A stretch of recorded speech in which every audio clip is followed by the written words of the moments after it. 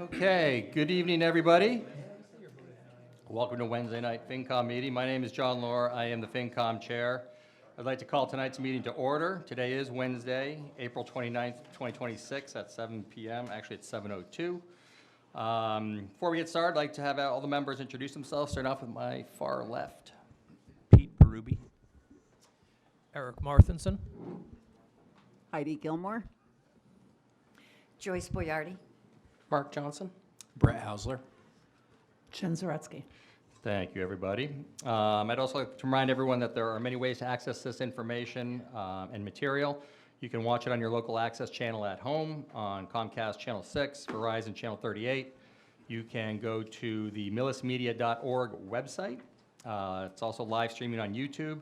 And just like other boards and committees, like Select Board, School Committee, you can attend live in person, and we have a few people here tonight, which is fantastic.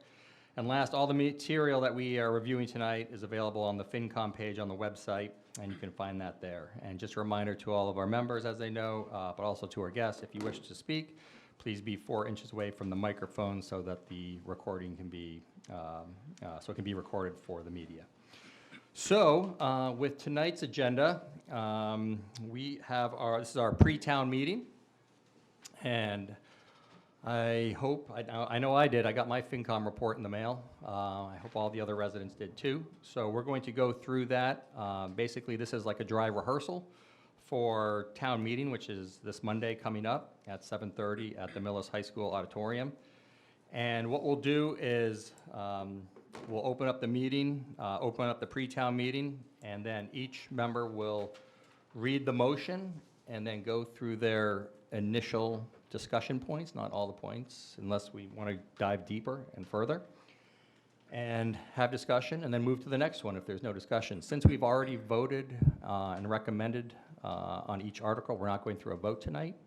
And if residents have questions in the audience, you can always raise your hand and come up to the podium and ask your identify yourself and ask questions, and we'll go from there. Before we open it up, does anyone have any questions before we go? I just want to say it's Yeah. nice. I just want to say it's nice to see the audience members. It is. Thank you for coming.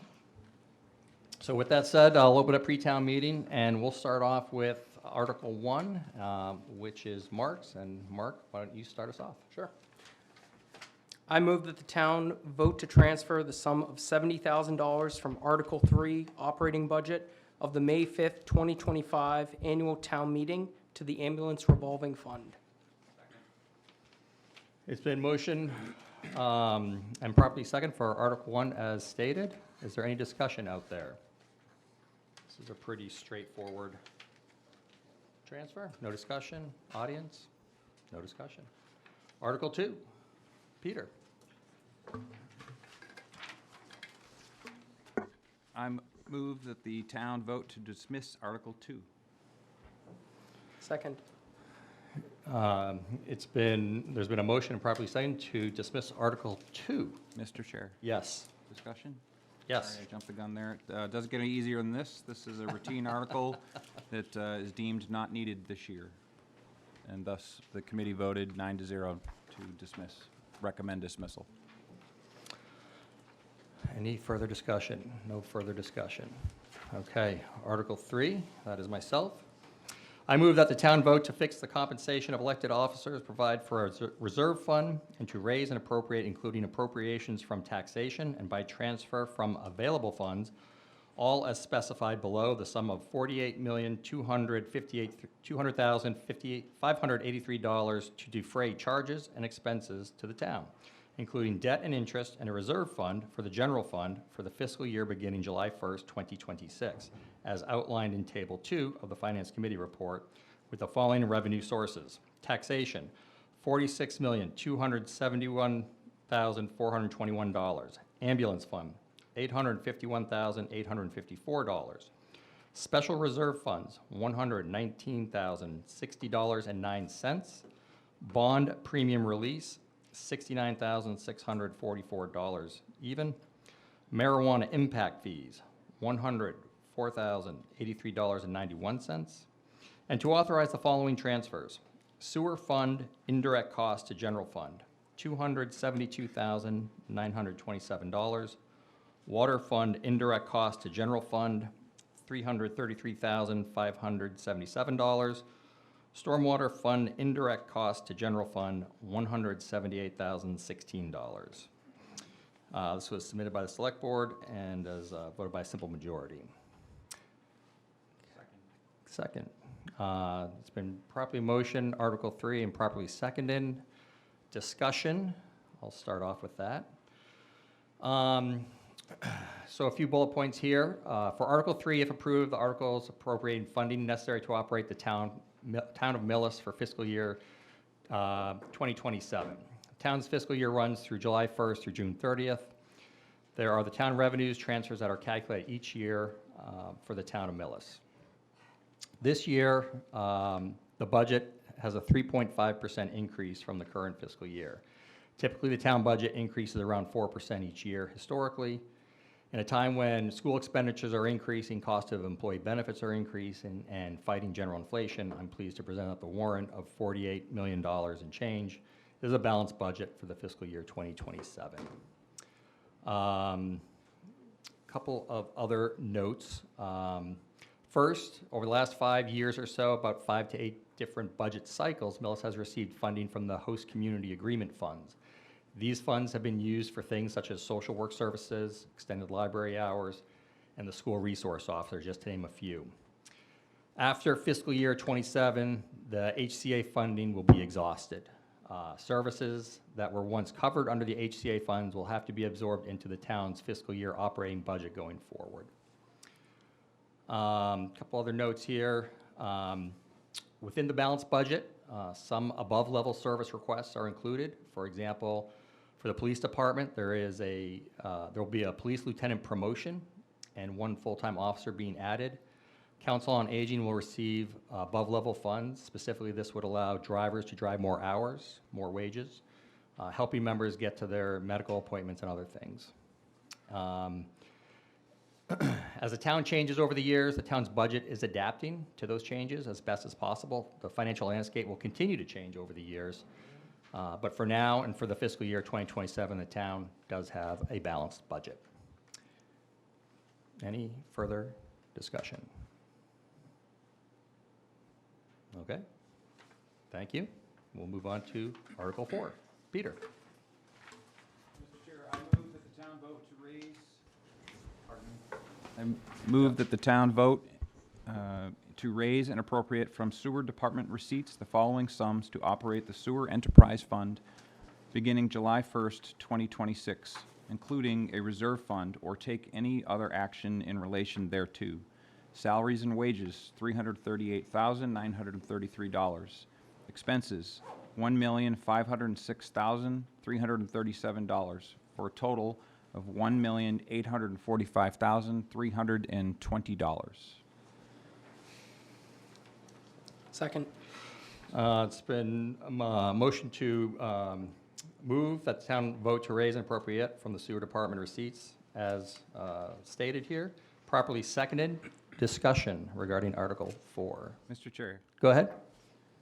Article 4 is the Sewer Enterprise Fund. This article, if approved by voters, funds operations, maintenance, repairs, and other costs associated with the town's sewer infrastructure, as well as discharge to the Charles River Pollution Prevention District within provisions of the permit. Revenue for the enterprise is derived from user fees collected from sewer bills.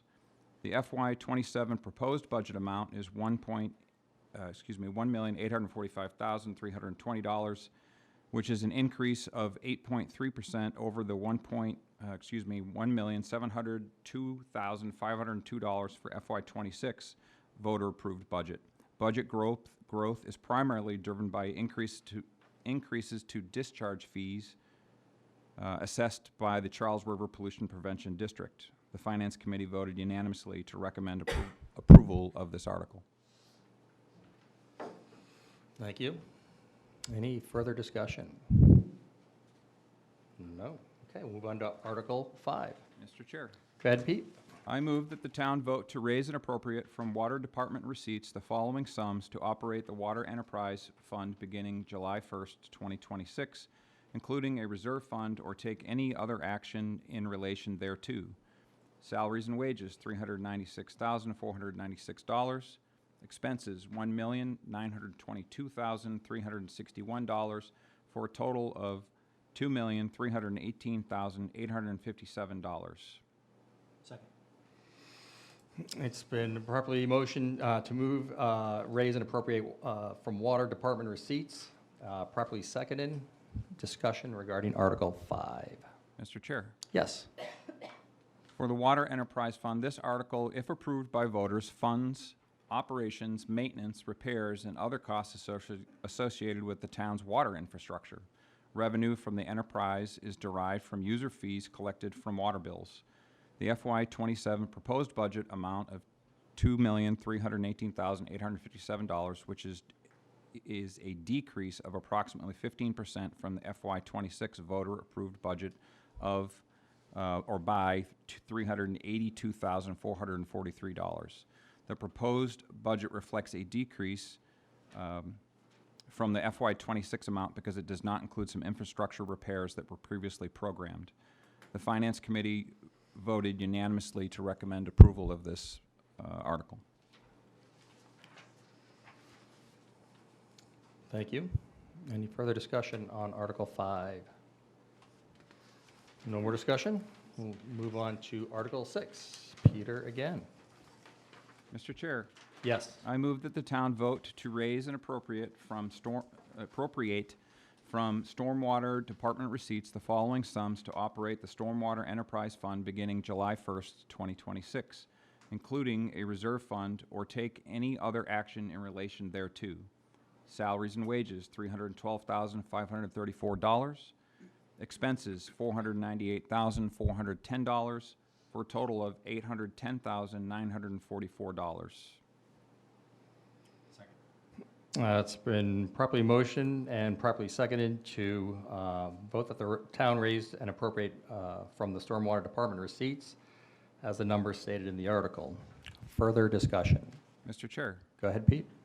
for the Water Enterprise Fund, this article, if approved by voters, funds operations, maintenance, repairs, and other costs associated with the town's water infrastructure.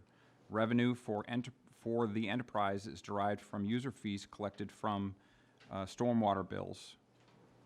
The FY27 proposed budget amount is, you have to, hold on one second. I need to take that back. Got the wrong, 1 second, please.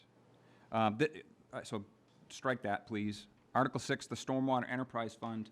This article, if approved by voters, funds operations, maintenance, repairs, and other costs associated with the town's stormwater system.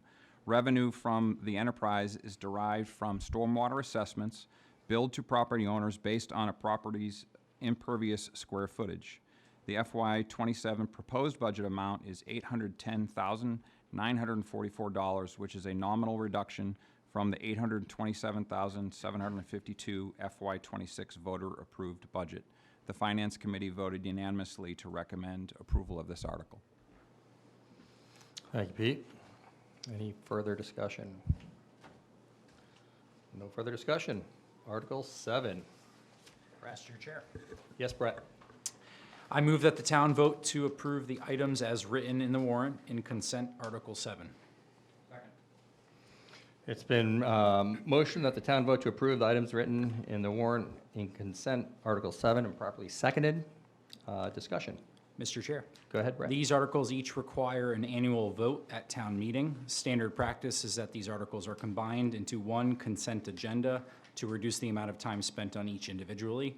The Finance Committee recommends a yes vote for this Article 8-0. Thank you. Any further discussion on Article 7? No? Okay. Article 8. Mr. Chair, Go ahead, Eric. I vote that the town, I move that the town vote to transfer from free cash the sum of $684,935 to fund the following capital items. For the DPW, a storage trailer, $17,729. For the fire department, self-contained breathing apparatus equipment at $66,100. For the fire department, EMS infusion pumps for $15,500. For the fire department, fire station renovations for $30,528. For the library, a keyless entry system for $15,000. For the police, a command vehicle at $73,101. For the school, a Clyde F. Brown computer server, the cost of $24,361. For the school, Clyde F. Brown wireless system at $80,276. For the school, high school lab computers for $73,340. For the town buildings, the Veteran Memorial Building parking lot repaving at $250,000. And for town buildings, the Veteran Memorial Building's flooring replacement at $75,000. Let me just pause for a second. I think you said 73,340, but I might have misheard you. It's 37,000. Oh, sorry. That could have been me, though, but for the record. It did sound like you said 70. Sorry, go ahead. I might have. Yep. For a total of $684,935. And to authorize the select board to dispose of old vehicles or equipment by outright sale, trade, auction, or otherwise, and that the proceeds from such disposal be applied to the purchase price of the vehicle or equipment, or take any other action in relation thereto. This was submitted by the select board and requires a simple majority. There's been a motion and properly seconded to move that the town vote to transfer from free cash the sum of $684,935 for the following capital items stated in the article. Is there any further discussion? Mr. Chair. Yes. Article 8 appropriates $684,935 from free cash to fund 11 capital items recommended by the Capital Planning Committee for the coming fiscal year. These are equipment and building items the town has been planning for, and each was ranked through the Capital Planning Committee's priority process before being placed on the warrant by the Select Board. The largest items are $325,000 in the Veterans Memorial Building work, $250,000 to repave the parking lot, and $75,000 to replace flooring, both safety issues. $141,977 in school technology for a new server for Clyde Brown and a new wireless system, and replacement for the high school computer labs. $112,128 for the fire department, self-contained breathing apparatus, EMS infusion pumps, and fire station renovation work, and $73,101 for a replacement police command vehicle. The remaining funds are used for smaller items for the DPW and the library. This article also authorizes the select board to dispose of old vehicles or equipment by sale, trade, or auction, with proceeds applied to the purchase price. All items met the Capital Planning Committee's test for capital, non-recurring and with a useful life of multiple years, and fit comfortably within available free cash. The Finance Committee voted unanimously to recommend Article 8. Perfect. Thank you. Any further discussion around the capital items that are represented here? No? Okay. We will move on to Article 9. Eric? Mr. Chair. Yes. I move that the town vote to appropriate the sum of $1,286,633 to fund a water meter replacement program and all costs incidental and related thereto. That to meet this appropriation, the treasurer, with the approval of the select board, is authorized to borrow such sum under the provisions of MGL Chapter 44 or any other enabling authority, and issue bonds and notes of the town therefore. This, Second.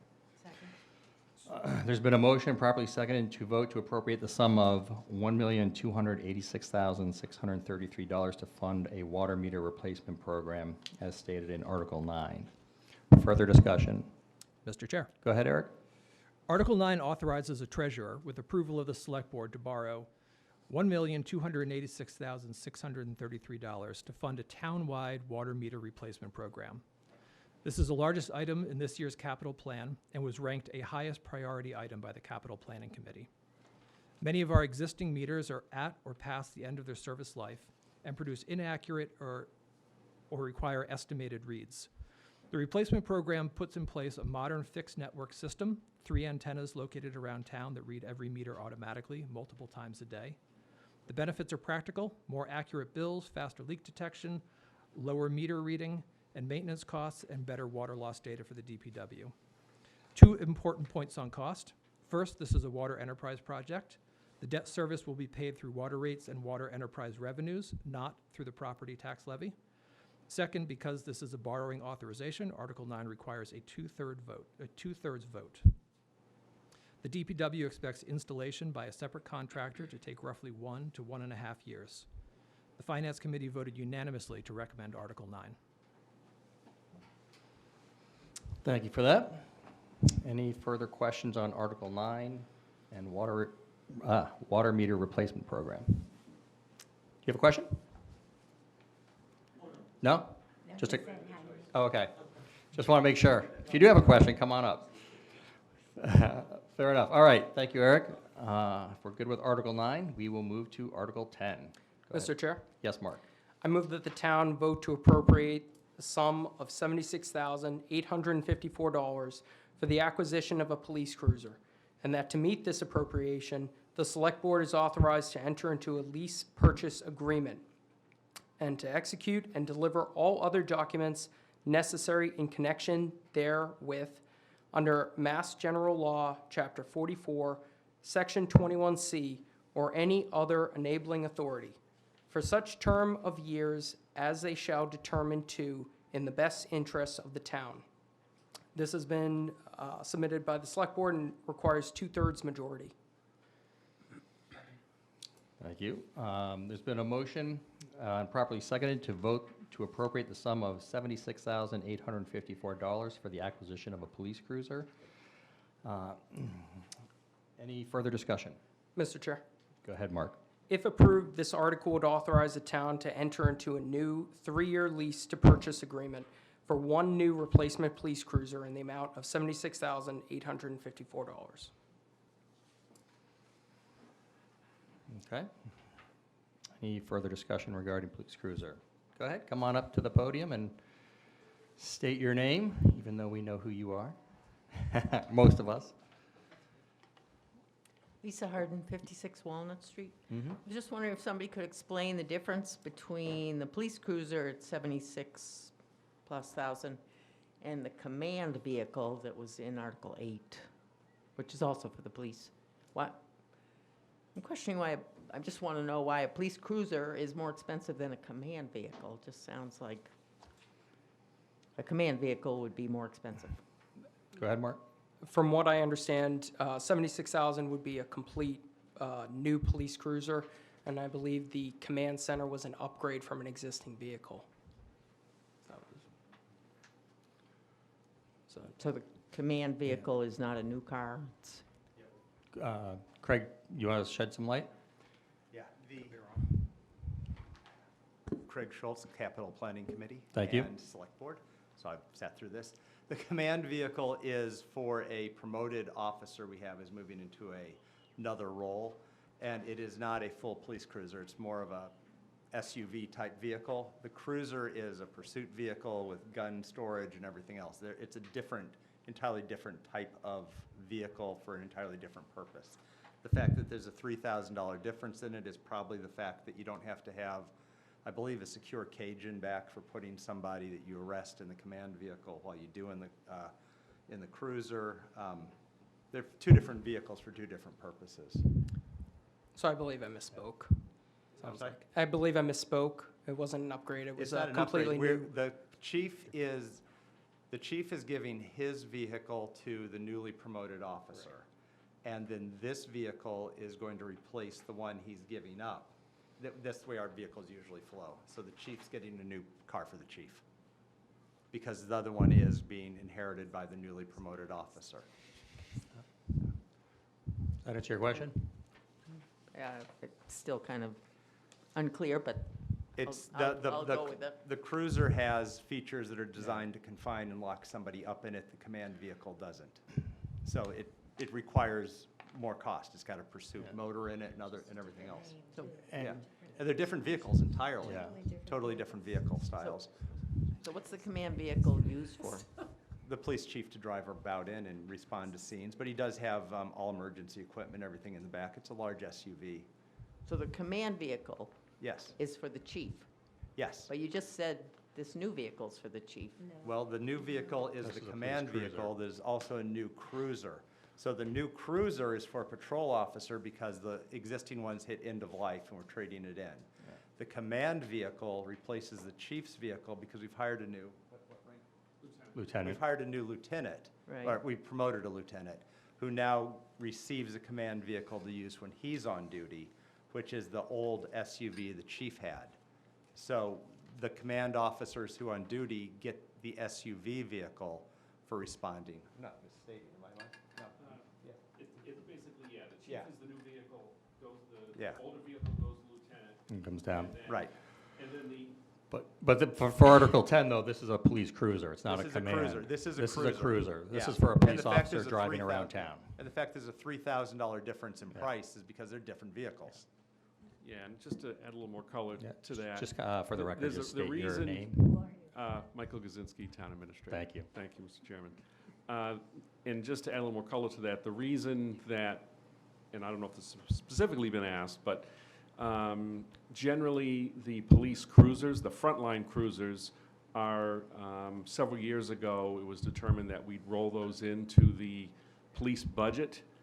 But the command vehicle is different because the command vehicle is not a vehicle that has a 3 to 5 year life. We usually make that extend for 7 to 9 years, so that's really a specialty vehicle. So those continue to be requested as part of the capital plan, but the cruisers are part of the chief's budget. Right, and to your point, those command vehicles don't get into the police cruiser category. Correct, they're in a Right, separate 'cause they have a separate category. lifetime and- There's only 2 vehicles that Yep. fall into that, and they're in a separate category. They're not considered frontline cruisers because they're not part of regular patrol. Yep. They're for the command officers in the department.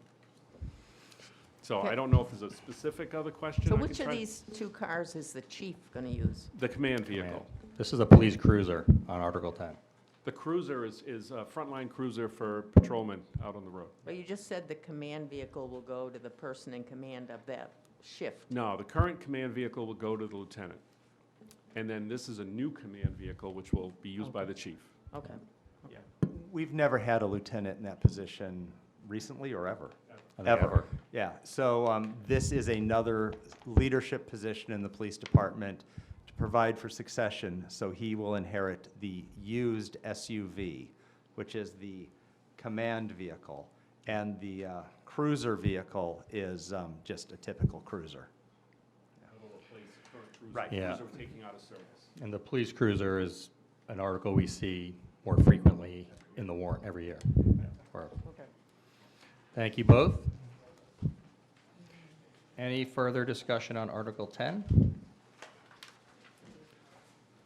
Article 11. Article 11, this is Mike Crone's article. Mike could not make it tonight, so I will read his article. I move that the town vote to transfer from free cash the sum of $1,070,000 to the Tri-County Regional Vocational Technical School debt account. This is a, submitted by Select Board in simple majority on Article 11. Second. Thank you. I'm looking at you for a reason. There's been a motion properly seconded to vote to transfer $1,070,000 to Tri-County Regional Vocational Technical School debt account.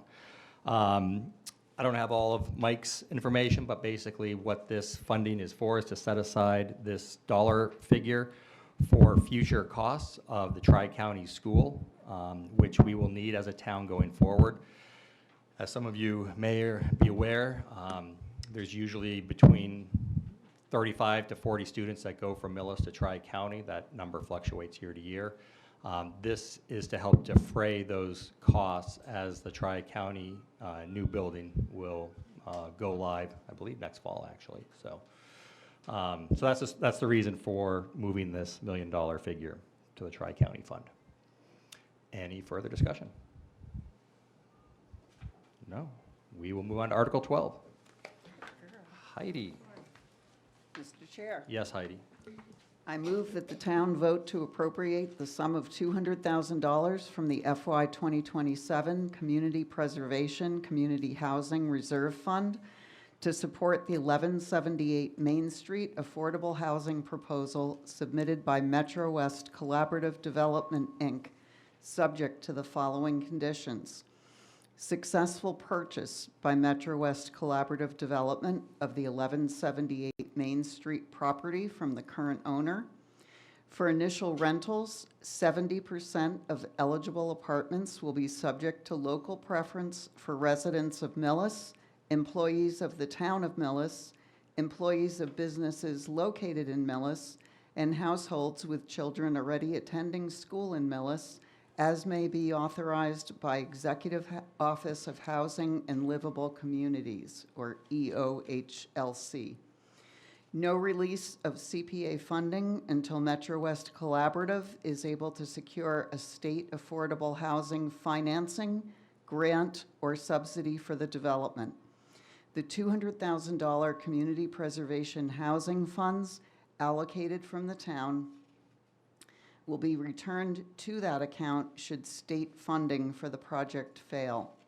All of the units in the project shall be perpetually restricted affordable units in compliance with applicable EOHLC and Community Preservation Act requirements.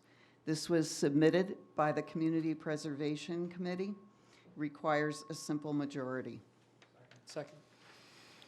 Thank you. There's been a motion to appropriate the sum of $200,000 and properly seconded from the fiscal year 2027 Community Preservation Community Housing Reserve Fund to support the 1178 Main Street affordable housing proposal as submitted. Further discussion? Mr. Chair. Go ahead. The Massachusetts Community Preservation Act, CPA, was signed into law by the Commonwealth in 2000 and adopted by Millis in 2006. A 1% property tax surcharge is collected by the town and matched by a state trust fund to be used in accordance with the CPA terms for open space preservation, recreation, creation of community housing, and/or to preserve historic buildings. As required by the CPA, town meeting adopted a bylaw creating the Community Preservation Committee. The CPC has voted to support the funds needed for Article 12 under the creation of community housing priority. This article would appropriate $200,000 in CPA funds to support the proposed affordable housing development at 1178 Main Street. The project would create 48 rental units comprised of 16 one-bedroom, 27 two-bedroom, and 5 three-bedroom apartments, all of which are proposed to be permanently affordable to households earning between 30% and 60% of area median income, providing options for low-income seniors, families, and local workers. Affordable housing developments rely on funding from the state EOHLC. That funding requires a local contribution, and the requested CPA Act funds serve as this local contribution, representing the seed funding needed for the project to move forward. This project was previously proposed by a different developer to contain only 12 affordable units. Under the Metro West collaborative proposal, all 48 units would be affordable and would therefore all be included on the town's subsidized housing inventory, supporting Millis's progress toward the state's 10% affordable housing goal. FinCom voted unanimously to recommend approval of this article. Thank you, Heidi. Any further discussion regarding Article 12? Yes, come on up to the podium, state your name and address, and ask your question. Hi, my name's Ryan Lee. I'm a resident of 14 Shannon Lane. Just a question about that. The property, 1178 Main Street, is that the current bowling alley, or is that a separate property adjacent to that? I was just curious about that. Oh boy, I'm not sure. Go ahead. That's across the street. Thank you. Okay. Okay. Hammond Street, it's across the Yeah. street. Somebody should say that. It's across the street from the bowling alley. Thank you for the question, and thank you for the answer. Any other questions or discussion? Come on down.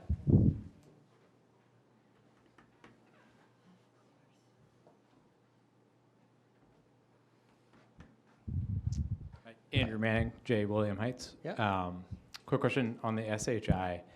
If it goes the traditional construction, since it's rental units through a 40B, do we not get credit for that as well? 100% of the units? Good question. Craig, do you want to share your thoughts?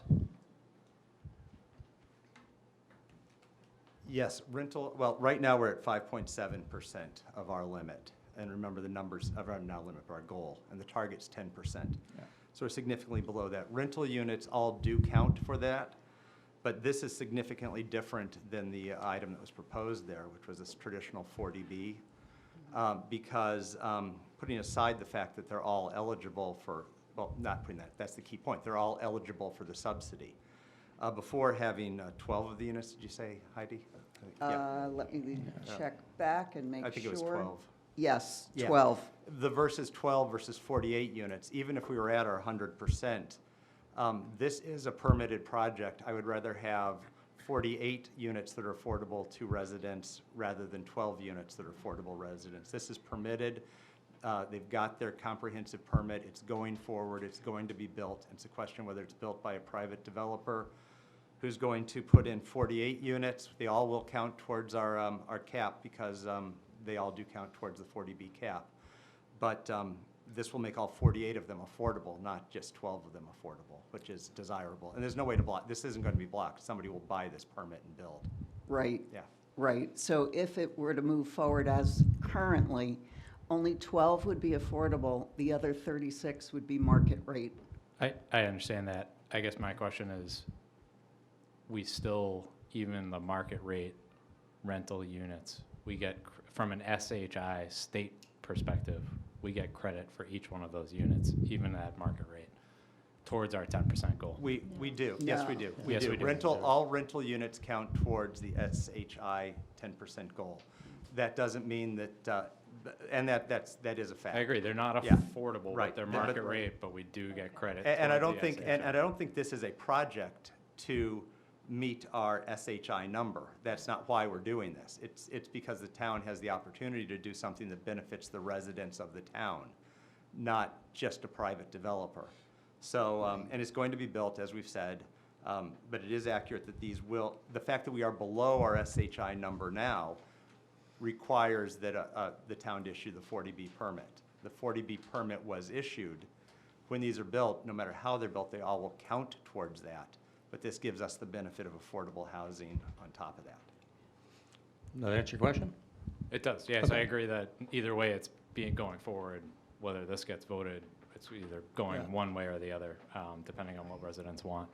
My second question, just with the, if you go the full traditional route, and just, it doesn't go affordable, those units would be taxed at the full property tax income level, across the units. Interested to hear from the financial committee, with this affordable option, that property tax, I know they will pay it, it will be at a reduced rate compared to the traditional development.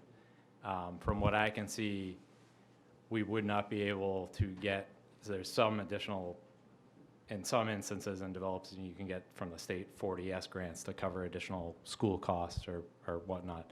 I can't see that we would be able to get that here. So I'm interested to hear from this financial committee on why the recommendation, from a pure financial standpoint, I do understand the desire for truly affordable housing. But on the traditional route, the full property taxes versus the reduced, why the recommendation town services would be impacted over the long Yeah. term. Before I jump in, Mike, do you have something to add? So Jim McKay, 416 Village Street, and a member of the Community Preservation Commission. When they came to us, it was explained to us that this will be a full taxable, they will pay full tax, not on a reduced, no tip or any program like that. So we will get full taxation, correct? Yes. Okay, so it will So- be the same as, okay, thank you. Yep. That's all I have. Thank Okay. you. Thank you very much. Any other further questions or discussion? Thank you, Jim. I called you Mike. I was thinking of Jim McKay versus Jim. Apologize. I know. I barely recognized you back there. Thank you, though. No further discussion for Article 12. We will move on to Article 13. No, All sorry. right. No. Mr. Chair, Yes. I move that the town vote to appropriate the sum of $12,000 from the FY 2026 Community Preservation Open Space Reserve Fund for the Millis High School Baseball Scoreboard Project, or take any other action in relation thereto. Second. There's been a motion and properly seconded to move that the town vote to appropriate the sum of $12,000 from the fiscal year 2026 Community Preservation Open Space Reserve Fund for the Millis High School Baseball Scoreboard Project. Discussion. Mr. Chair? Yes. This article appropriates $12,000 from the CPA funds to support the installation of a new scoreboard for the Millis High School Women's Softball Program. CPA funds are to be used in part to promote open space preservation and creation of recreation opportunities. Half of the total project cost has already been raised by the Millis Boosters. CPA funding would provide the remaining amount needed. Thank you. Any further discussion regarding the scoreboard? Pete? Where is the scoreboard going? I've heard softball and I've heard baseball, so now I'm in question as to. My understanding right out here where the softball team plays. Softball. So again, a member of the Community Preservation Yeah. Commission, it's going on the high school baseball diamond. And the reason why it's not the same one as that's here, it's going to be fully electrified. They did not want to use the solar for that purpose. Okay. So it's going to be electrified, and it's going to be on the So on the varsity varsity field? baseball field. Okay, I apologize how that was going here. Yep. Yep. Thank you. Any further discussion? No. All right, we'll move on to the next article. Article 14. Article 14, go ahead. That would be me. I move that the town vote to appropriate the sum of $120,000 for the purpose of developing an updated hydrologic and hydraulic model of Bogastow Brook, Great Black Swamp, and selected tributaries in order to define the 1% annual chance flood elevation to provide the technical basis for comparison with the effective FEMA flood mapping to support a future submittal of a letter of map revision to FEMA. Second. There's been a motion and properly seconded to move that move that the town appropriate the sum of $120,000 for the purpose of developing an updated hydraulic and hydraulic model of Bogastow Brook, Great Black Swamp as written. Further discussion on Article 14. Mr. Chair, Go ahead. this is about accuracy, fairness, and protecting Millis's future. The town is being asked to invest $120,000 to hire engineers to take a closer, updated look at flooding in the area of Bogastow Brook and the Great Black Swamp. This study will create a modern flood model, meaning it will look at how much water we get and how that water moves, and compare those results to the newest 2025 flood maps from Federal Emergency Management Agency known as FEMA. The purpose is to determine whether the 2025 FEMA's map accurately reflects conditions here in Millis. The town has reason to believe they reflect those of the 1970s and 1980s. Right now, many residents and businesses have been placed into flood zones, requiring costly flood insurance and limiting the use of key commercial and industrial properties included on Route 109. If we do nothing, those costs and limitations remain in place. That means mortgages will not be approved possibly, or if they are, flood insurance will be assessed to these businesses, which could cause businesses and homes to have great difficulties. If it shows the inaccuracy, the town can formally ask FEMA to revise them. that could reduce the unnecessary flood insurance requirements, restore the usability of impact properties, support business growth, which we all need, and increase future taxes. This is a technical study, but the goal is simple: to make sure decisions affecting our residents and businesses are based on accurate, up-to-date information. This is a one-time investment with long-term benefits. The Finance Committee approves this article. It was voted 9-0, submitted by the Select Board, and it must pass a simple majority vote. Thank you, Joyce. Any further discussion regarding Article 14? FEMA. No discussion. Moving on to Article 15. Mr. Chair, Go ahead, Heidi. I move that the town vote in accordance with Massachusetts General Laws, Chapter 59, Sections 5, Clause 45, and 38H, or any other enabling authority, to authorize the Select Board and the Board of Assessors to negotiate, enter into, and execute an agreement for payment in lieu of taxes, or pilot, on the solar photovoltaic facilities being constructed at 1073 Main Street in Millis. This was submitted by the Select Board and requires a simple majority. Second.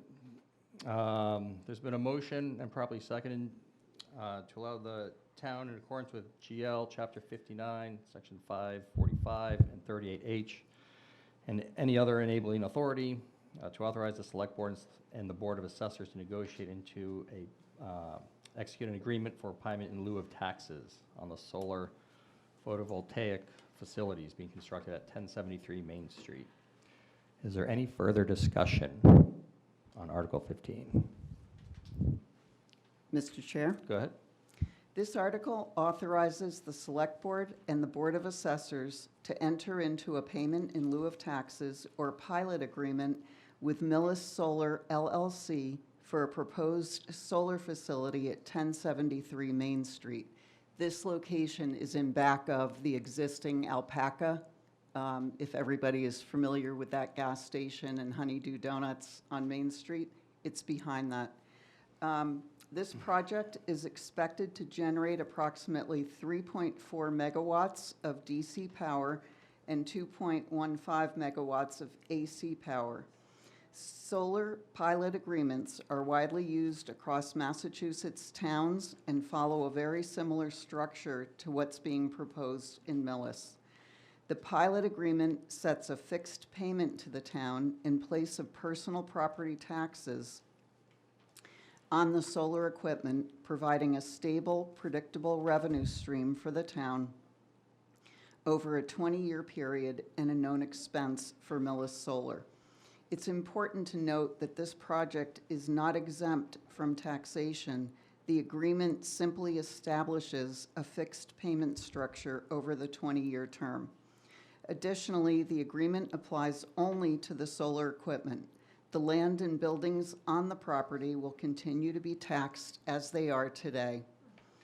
The value of the agreement is, besides creating a stable source of revenue for the town, the energy generated by Millis Solar is expected to benefit approximately 400 to 600 low-income households by ultimately providing electricity to them at a reduced cost. FinCom voted unanimously to recommend approval of this project, or this agreement. Thank you, Heidi. Is there any further discussion on Article 15? No? Okay, we will move to Article 16. Mr. Chair, Go ahead, Eric. I move that the town vote to amend Article 5, Section 23 of the general bylaws as described in the warrant. This was submitted by the Select Board and requires a simple majority. Second. There's been a motion properly seconded to move that the town vote to amend Article 5, Section 23 of the general bylaws as described in the warrant. Further discussion? Mr. Chair? Eric. Article 16 amends Article 5, Section 23 of our general bylaws, the bylaw that establishes our capital planning committee. The amendment makes 3 practical updates. First, it formally renames the committee from the Capital Improvement Planning Committee to the Capital Planning Committee. That matches the name the committee and town have used in practice for years. Second, it adds a finance director as an ex officio non-voting member alongside the town administrator. Capital decisions are inseparable from cash, debt, and reserves, and having the finance director at the table formalizes an existing working relationship. Third, and this is the more substantive change, it updates how we define a capital item. Today, the bylaw treats almost any equipment or vehicle costing more than $10,000 as a capital item. That threshold has not been updated in many years and now sweeps in routine operating purchases that really belong in departmental budgets rather than the capital plan. The amendment redefines a capital item as a major, non-recurring asset or project that costs more than $25,000, has a useful life of at least 5 years, and is not part of an annual operating budget, and is purchased or undertaken at intervals of not less than 5 years. It also broadens the categories to include technology, real property and water, sewer and stormwater projects. The town administrator and select board retain the discretion to bring smaller items to the committee when it makes sense. These changes bring the bylaws in line with how the capital planning committee already operates and with peer town practice. They do not change the committee's size, term lengths, or its recommending role. The Finance Committee voted unanimously to recommend Article 16. Thank you, Eric. Any questions or discussions regarding Article 16? None? We will move on to Article 17. This is my article here, so. For Article 17, I move that the town vote to amend Section 2 definitions of the zoning bylaws by adding a new definition for battery energy storage system and data center, as described in the warrant. Second. There's been a motion properly seconded to amend Section 2 definitions of the zoning bylaws by adding 2 new definitions, battery energy storage system and data center. Discussion for myself. So, the Zoning Bylaw Review Committee is a subcommittee under the Planning Board. They make recommendations and review the existing zoning bylaws and determine if any updates are necessary for the town of Millis. Article 17 is to amend Section 2 definitions of the zoning bylaws by adding new definitions for battery energy storage systems, BESS, and data storage center. You can read from the article that the battery energy storage system is defined as a system consisting of a battery module or modules to store electrical energy derived from solar, an energy source, or direct from the electrical grid. A BESS may be primary use for an accessory use of solar generating facility, power generation facility, electrical substation. BESS are classified as Tier 1, Tier 2, and Tier 3. These tiers are defined in the article as Tier 1, less than 250 kilowatts, Tier 2 between 250 kilowatts and 10 megawatts, and Tier 3 between 10 megawatts and 100 megawatts. Data storage center is defined as a building or series of buildings whose sole purpose is to house and support the high-performance servers, storage systems, network equipment, and related computing infrastructure and equipment necessary for storing, processing, and distributing data and applications. In addition to adding these 2 definitions to Section 2 of the zoning bylaws, this article requests the approval to amend Section 5, Table 1, Table of Use Regulations under Wholesale, Transportation, Industrial by adding the following items. Adding 21, Battery Energy Storage Systems Tier 1, adding number 22, Battery Energy Storage Systems Tier 2 and 3, and last, adding 23, Data Storage Center. As the state of Massachusetts passes new regulations regarding clean energy, siting, and permitting regulations, the town of Millis wants to include these definitions and 3 tiers in the zoning bylaws to handle such situations in the future. If this article passes, the planning board will then continue to work with the Energy Committee and Town Council to determine if a new zoning bylaw needs to be added regarding either the BESS or data storage centers. If a new zoning bylaw is requested, it will be at a future town meeting, not at this one. This article is only to add the definitions and amend Table 5. Millis Finance Committee recommends a yes vote for this article, and it was a 9-0 vote. Further discussion? Yes. How polite. Mary Ellen Despinoza, Ticonderoga Lane. I stand here as someone who absolutely doesn't understand this Yep. virtually at all, but I'm concerned about the residential zoning. There's 3 different residential areas and different, they all have to be approved by the select board. But I'm concerned about a couple of things that might be in my imagination, but I'm concerned about the size of these items. I'm concerned about the noise. I'm concerned about any emissions. That's my first 3 questions. And I'm also concerned about a size max is given for each storage center, data storage, battery storage. Is that the amount per property, or could you put several of those on the same residential property? So great questions, and I'm not an expert either, just for the record. However, what this is doing is the bylaw, so this is just definitions right now. So we're going to take, so if this was to pass, the definitions would then go into the bylaw definitions.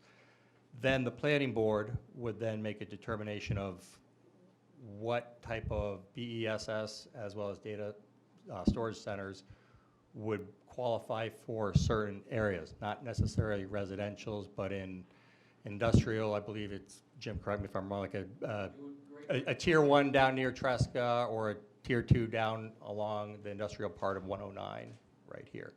So this is the start to prevent anyone putting up either one of these facilities in a residential area. What those details are, I don't know, and I don't think we have that yet from a planning board standpoint. And if you want to, if that's good for you, Jim, that's fine. If you want to add anything, feel free. So Jim McKay, Planning Board, this is exactly what you just stated. This is the first procedure. If we don't put something in place, people can come in and just put it anywhere. It can just be dumped any place. So we're starting the right process so that we have control over it. And then we'll move forward after that. Yeah. This is just for a typical location. We put, I think, is it in the plan that we're going to put it in certain locations? But this is just the first step of many steps to go. Yeah, go ahead, Craig. You have something further to add? Yep. And just because I've had a little experience with little, a Yep. little bit more than you, but Little- not nearly enough. It all, cumulatively, it yeah. adds up. A 250 kilowatt hour is about a 10-foot container, you know, the shipping containers. So one that's about 10 foot long usually fits a 250, so that's rather small. And that could be an application where a neighborhood or a group has a solar array and they're storing their energy. There's uses that it might be applicable for. But this goes back to way back when I started in the Finance Committee. We had an ordinance to put in an adult entertainment zone because we didn't have one. And people didn't want to put that anywhere in town. But the problem is if you don't put it someplace, it literally can be anywhere. So you have to zone for it if it's a legal use. This is a legal use for a town, so by writing well-crafted zoning, it does restrict where it can go and doesn't just make it the Wild West. Thank you. Mr. Chair? Hang on, Pete. Did you have a question as well? Yeah. Yeah, I can wait though. Okay, Pete, go ahead. I heard that really we're just defining something, but the way I read this chart is that it does put constraints on Tier 1 under the row 21. I interpret this, and this is really what my point is, that Yep. this is not ready for digestion by the layman, which I am, because I read P is permissible, N is not permissible, and SBP is probably, PB is probably a special permit. Are we not saying that you can put a Tier 1 BESS in a residential zone, and that you are further restricting, you are not allowing, Planning board. you are not allowing those Tier 2 and Tier 3 because it says non-permissible? To me, that's more than a definition. So Yeah, the go ahead, person Jim. who wrote will be at town meeting to explain all this. Nicole Riley wrote the document. Okay. She will be there to explain all of Answer this. those questions? Yes. I spoke to her as well, but you have a good point in terms of what's permissible. I think, I'll stop there. Go ahead. Do you have anything to add? I just think it needs to be explained. We should anticipate that this is not ready to be interpreted by everybody without more guidance. We just need to provide a little bit more. Understood. And I'll add a little bit. I talked to Nicole before. I can add some more to my language, and she'll be there as well, so I Yeah. appreciate that. And the tier 2 and 3 are what exists in Medway as you're driving down the road, and those are clearly blocked in everything except industrial, Yeah, where we also have our adult entertainment district. yeah. Designated. There's not one there. Nicole would have been here this evening, she's not feeling well. Yep, thank you. Go ahead, come on up. Yep. Hi there, Rich Posklinski, Ticonderoga Lane. Just, I don't know if you have this, the clarity on this, but what would the tier 1 battery systems support? What? Go ahead. Yeah, so the systems are storing power. Mhm. What would the power then be utilized for? I wonder what conditions we just start drawing power from the batteries. Yeah, I think Is it- redistribution, I'm not an energy expert, but. Yeah, you could use it for your house. Come on down if you have a more detailed answer.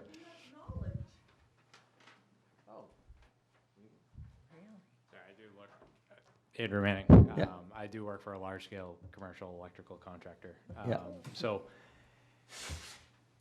the smaller system Craig was referring to, exactly that, it's storage, most likely on a commercial property or something like that. The other piece of it, when you get into the bigger units, the utility companies are putting those in now, and it's meant to store energy, and then if they have a need on the grid, they would then do it. But it's large-scale systems.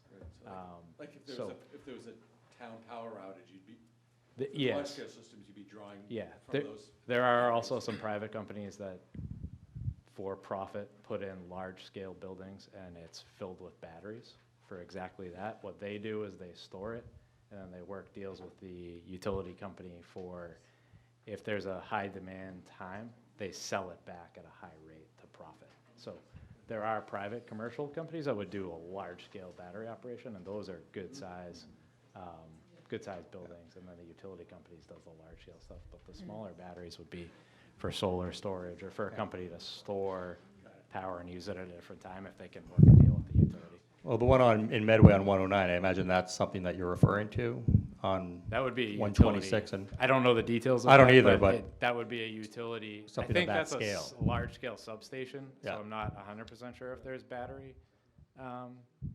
power there. There quite possibly could be. I'm not positive, though. Yeah. So this article is not zoning for the larger scale type system like we would see on 109 in Medway. It's True. a smaller one. True. We're trying to get the definitions in there to prevent anyone putting any type of a system in your backyard right now. Okay. But that bylaw doesn't exist yet, so I can't go into the details of what that would look like. Got it. Yeah. Okay, thank you. Yep. Go ahead. Yeah, Ryan Lee, 14 Shannon Lane. Yep. I understand about the definition that you were just adding it. Yep. But I had a particular concern with maybe trying to amend the data storage center definition to explicitly prohibit or regulate like AI data storage centers, data centers, things that are impactful to the environment. And like people have noted, noisy, hot, things like that. So I just, I want to see if we could amend that particular definition to include not having like AI data centers potentially come in. But I understand that this isn't for that. It's just adding the definitions. Correct, yeah. So that was. And maybe that comes in the form of the bylaw. Yeah, saying that yeah, It can have exactly. data storage centers, but no AI, for example. Yeah, to your exactly. point. And if we include it in the definition that like a data storage center explicitly excludes things like that when we do draw up the bylaws, the definition will be much clearer. Yeah. You know. You know, in terms of the planning board, Jim, correct me if I'm wrong, though, but planning board Nicole Riley is working with town council as well as the state in terms of what that is, in terms of whether it's AI or just this definition. So I don't know if it Yeah. can be changed or not from a legal standpoint, but I can reach out to her and find out. Yeah, So we could talk about it just at to town make it meeting. a little bit like clearer that Yep. it shouldn't or can't include, Yep. or like it's just a bit broad and it doesn't say anything about that. Might be And done that's on like my purpose, main too. concern, is like it could include AI if, you know, because of how broad it is. So it's, if it can be amended in any way to explicitly exclude something like that, or just put tighter regulation around that definition, I think that would be helpful to probably preventing stuff like Sure. that. All right, thank you. Just a quick Good. close on it. Yep, The next step will be the public hearing. And then we will write the bylaw, and all of that stuff will be addressed when we write the bylaw. The full bylaw, where it's going to be zoned, whether it's a PP or whatever. Yeah. That will all be, you know, in the next step. okay, Thanks. thank you. Go ahead, come on up. Oh, it's so nice to see somebody else. I'm just, you know. Hi, I'm Barbara Matthews, 125 Middlesex Street. I'm looking at this chart. Mm-hmm. Now, has this been changed? You can see all my handwriting No, that's the here. proposed change. That's the proposed change. What was it? Excuse me, originally? proposed adding on. Nothing's changing to that table 5, but these 3 items, 21, 22, 23, are Right. being added on They're to that added table on. 5. So when it says for the, for 22 and 23, the Tier 2, Tier 3, and the data storage center, when it had, you need a special permit granting authority to the planning committee to do that. If we did not grant them permission to do that, Correct. what would then occur? Would it mean that these things couldn't ever come? Or does that mean, no, no? Okay, that's what Yeah. she's saying, no, no. So what does that Yeah. mean then? Jim McKay is going to answer that for you. I believe it would, you could put it anywhere. You could put it in your backyard. It would Or your become a neighbor wild, could do wild something west. depending on, exactly. It would become a Until wild, we, wild west. until we have a zoning bylaw for this. I'm Yeah. sorry. Yeah. It can go anywhere. It could- Right now, Currently it if we can. don't, if we don't have something, if we don't start this first step and then get a bylaw, then anybody can do it, follow whatever state regulations and put it anywhere. Oh, So this they is good. could just buy an empty lot and put in? Yes. Oh, Yes, and we wouldn't have any say in it? correct. Correct. Like, that's why we want That's the why- planning I board or don't the, like that. no. That's why the article's in here. I love her. Perfect. Good question, though. Good clarification. Absolutely. Any other questions? I'll follow up with you on that, or for town meeting, I'll add some language, and I'll talk to Nicole for you. I have like some documentation if I can give it to somebody to look Yeah, I'll take it. I'm in charge of this article. If you want to give it to me after, that'd be great, or when you leave, that's fine. Any other questions, comments regarding Article 17? No? All right, moving on to Article 18. Well, that's me again. I know. Busy guy. Article 18. This is Mike Crone's article. I'm reading for him. So for Article 18, I move that the town vote to appropriate the sum of $1,168,158.69 from the remaining balance of funds available in the PFAS settlement funds for the purpose of funding the PFAS remediation capital projects, including all costs incidental and related thereto. Second. Thank you, Mark. There's been a motion properly seconded to appropriate the sum of $1,168,158.69 from the remaining balance of funds available in the PFAS settlement funds for the purpose of funding the PFAS remediation capital projects. This is to basically move these settlement funds for the capital project. This is what's left over. Jim, do you have anything to add to this? I don't know if Mike Crone has any more information, but, yeah, thank you. I know, I'm sorry, you're retired. Go ahead, Mike. Thank you, Mr. Chairman. This is actually good news. Yeah. The public should be very happy about this. The town, for the last several years, has been part of a class action suit against certain chemical companies that have produced PFAS over the past 30 to 40 years. These are the funds that the town has received as part of that class action settlement. We will be receiving more funds over the next year or two. So we have worked, our finance department has worked with the state to look at how to properly handle these funds, and they've advised setting up a settlement funds account where we can use these funds to offset costs associated with the remediation of the PFAS in the town's water system. So this can help apply against our PFAS, costs of our PFAS filtration plants, certain maintenance, but really the focus is going to be on offsetting those construction costs over the next year so that we won't have to take out the full cost of those bonds for the project. So this just sets up a mechanism for us to be able to apply these funds against those projects. Yep. We have Jody making an appearance. Jody, do you want to chime in on this? Or are you just attending right now? You just appeared, so that's why I'm asking. Or maybe muted. you're muted. You're still muted, Jody Kersey. Muted, Jody. No, okay. You might not be able to My hear us. audio's on. You're good. You're good. There she is. Did you, sorry, Joe, I didn't mean to put you on the spot. I didn't know, you suddenly appeared on Zoom, so I didn't know if you were. No, I did. Okay. Mike was doing a great job. I was just here just in case, but he did everything perfect. Nice job, Thank Mike. Sorry, Jody. This is really just, as it boils down to a matter of procedure. Yeah. We've received those funds, we've secured them properly in a special revenue fund, and this appropriation is a DOR guideline, and is really just a matter of procedure to be able to get it over to the capital project so that we can fund the efforts appropriately. Thank you, Jody. You're welcome. Any further discussion? Nope. All right, moving on. Article 19. Mr. Chair. Yes. Okay. Oh, thank you. Like I'm not loud enough. I move that the town vote to rescind the borrowing authorization previously approved in the amount of $206,021 for the De Angelis Well project, which would be wells 1 and 2. Second. Oh, thank you. It's been motioned and probably seconded to rescind the borrowing authorization previously approved in the amount of $206,021 from the DeAngelis Well projects, wells 1 and 2. Further discussion?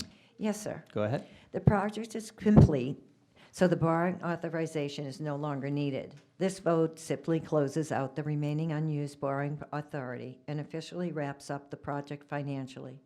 It also reduces the town's total outstanding authorized debt, so our records better reflect a current need. The Finance Committee approves this Article 9-0, submitted by the board, the Select Board, and it must pass by a simple majority. Thank you, Joyce. You're welcome. Any further discussion on Article 19? No discussion. Moving on to Article 20. Mr. Chair, Yes, Jen. I move that the town vote to transfer from free cash, the sum of $42,163.98 to the unemployment insurance fund. Second. There's been a motion properly seconded to move that the town vote to transfer from free cash the sum of $42,163.98 to the unemployment insurance fund. Discussion. Yep. Yep. This, Mr. Chair, this article will fund the town's unemployment insurance fund. It's a fund where the town sets aside money every few years from which to pay any unemployment claims that arise from former town employees. And the town follows the Massachusetts state guidelines for adequate coverage for any fiscal year 27 claims. Any other questions? Thank you. Any other questions or discussion? And this was a unanimous vote. Unanimous vote. Yep. 9-0. Thank you, Jen. Article 21.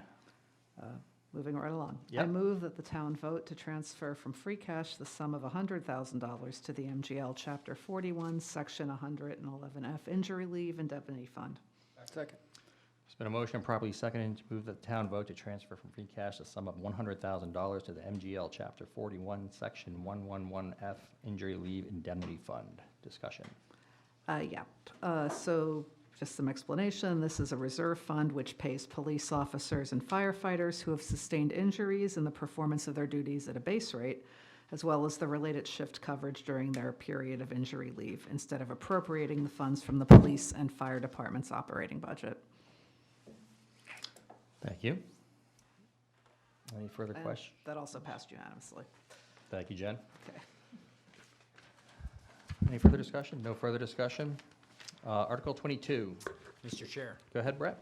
I move that the town vote to transfer from free cash the sum of $100,000 to the compensated absences reserve fund. This article requires a simple majority. Second. There's been a motion properly seconded to move that the town vote to transfer from the free cash the sum of $100,000 to the compensated absences reserve fund. Discussion. Mr. Chair? Go ahead, Brett. This article proposes establishing a dedicated reserve fund to pay liabilities related to accrued compensated absences, such as unused vacation and eligible sick leave owed to town employees upon separation from service. Creating a reserve allows the town to plan for these obligations over time, reducing the need for unanticipated operating budget impacts in years when employee payout obligations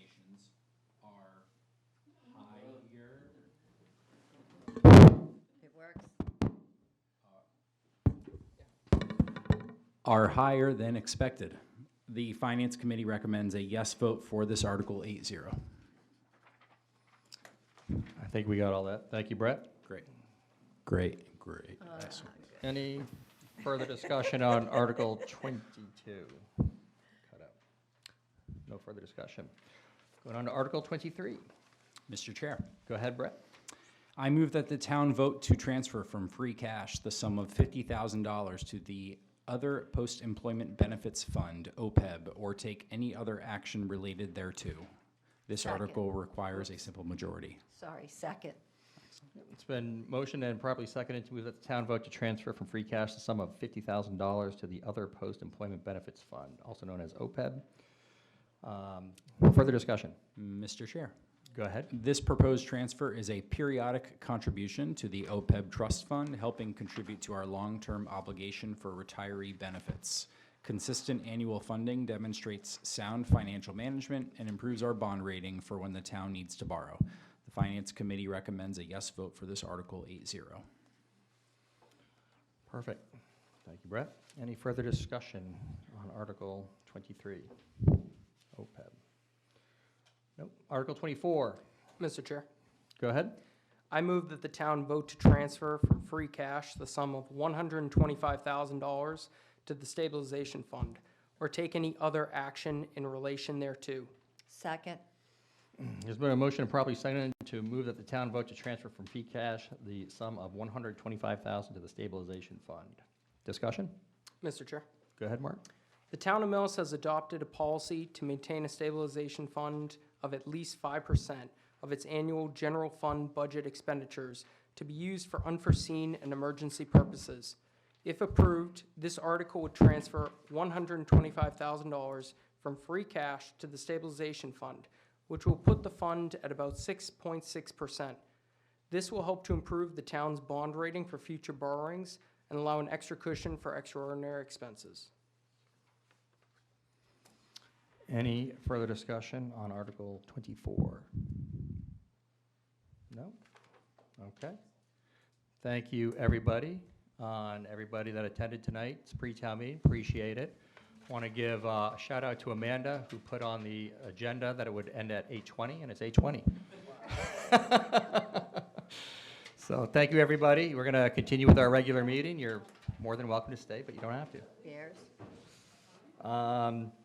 Moving on to our publishing. We actually published the FinCom report that everyone should have received. Say again? Do we have to close the? Oh, I thought I did.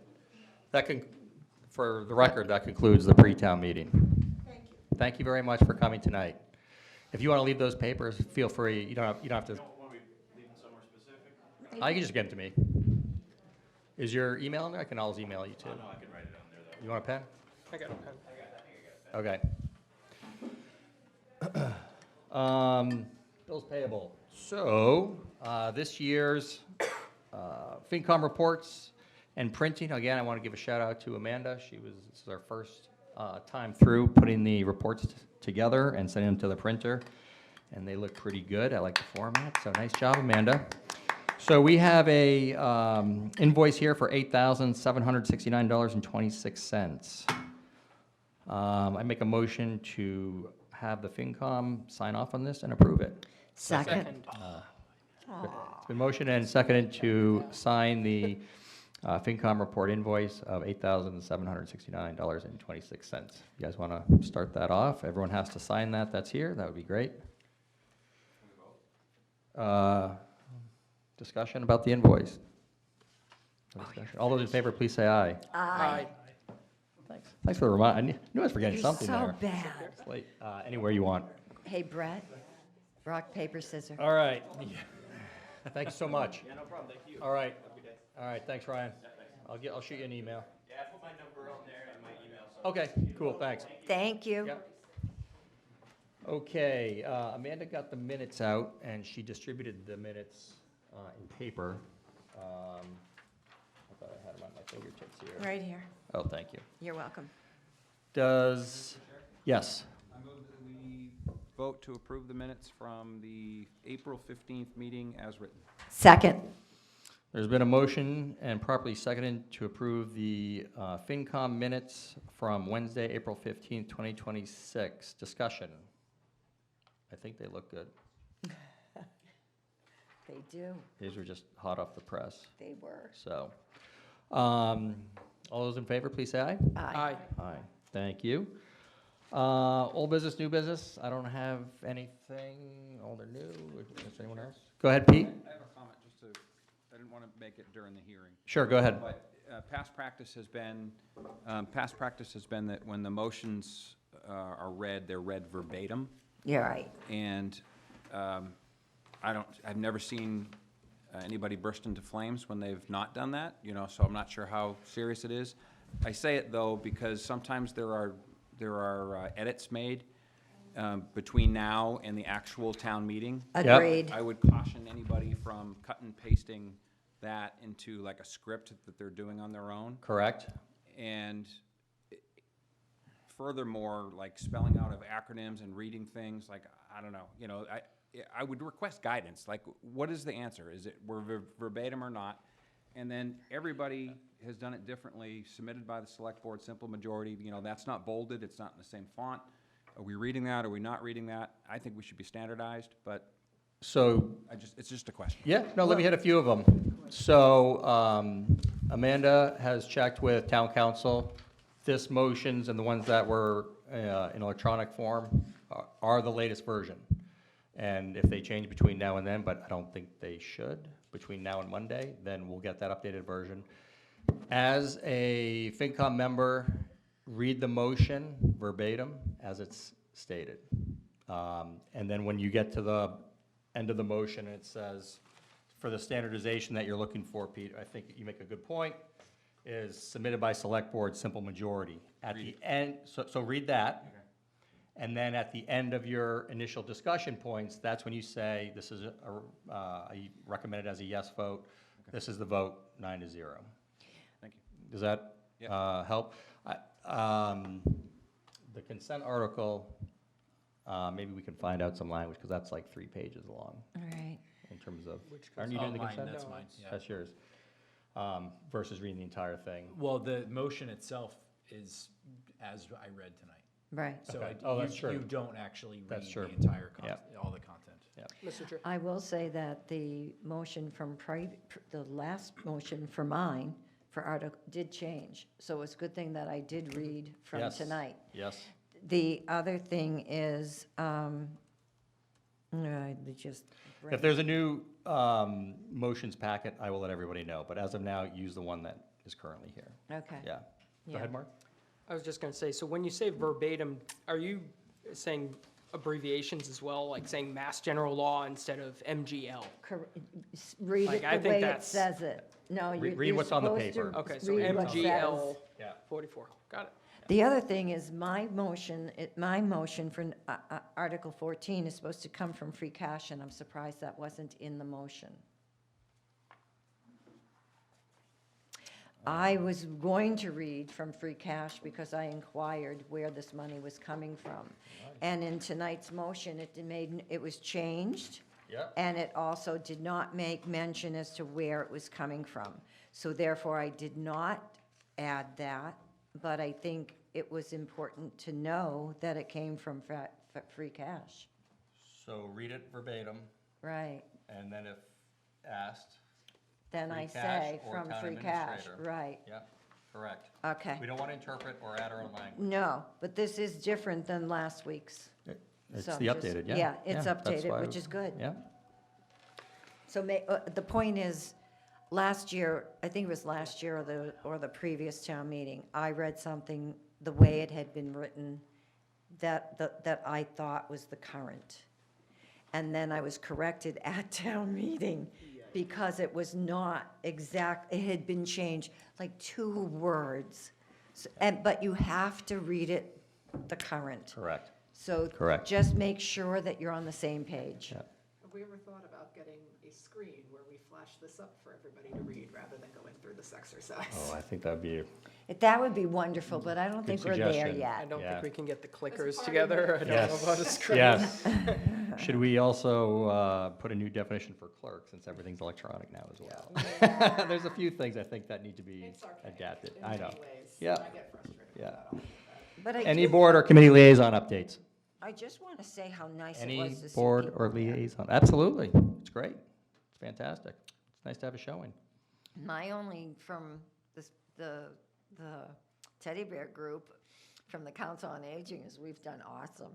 We've gotten lots and lots of donations of fabric. You're We up. have a wonderful GoFundMe. I checked your GoFundMe. You're up to like 2,600 or so. Yeah, that's and good. it had been paused somehow because I had changed some kind of setting, so the administrators had to put it on pause, and so they unpaused it, so people can contribute to the Teddy Bear Project again. Yeah. Very nice. If there's no other items, I'll take a motion. To adjourn. Actually, one other question. Yeah. So at town meeting last fall, every motion that we made, you seconded. Is that going to be the procedure this time? Yeah, I could do that again. Okay. Yeah, just to I keep it think this consistent. makes And it- if I'm, yeah. if I'm sleeping, talking to the person on my left, then someone else can say it. But I'll standardize it and I'll try to say second. Great. Did I hear a motion? Yep. I'm, There's a motion to adjourn and probably second, and all those in favor, please say aye. Aye. Aye. Thank you, everybody. All right.